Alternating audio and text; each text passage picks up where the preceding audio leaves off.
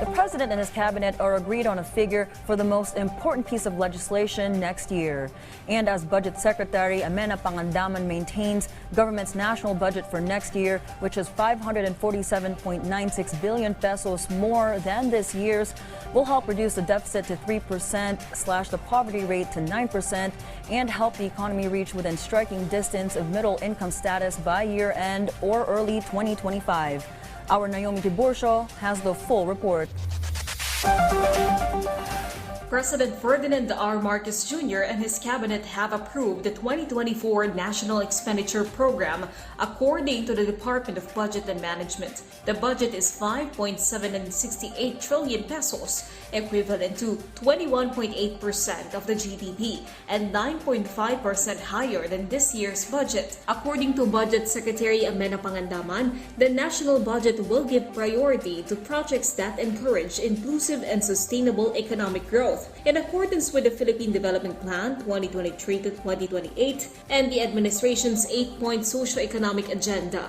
The budget aims to promote economic and social transformation, to address the negative effects of the pandemic and inflation through additional investments in infrastructure, human capital development, sustainable agriculture, food security, among others. We have allocated much of the budget to social transformation, meaning education will corner 17% of the budget.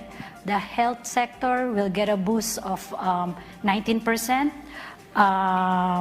Food security. According to Budget Secretary Pangandaman, the 2024 budget will play a significant role for the economy to reach the upper middle income status, help reduce the deficit to 3% of GDP and the poverty rate to 9%.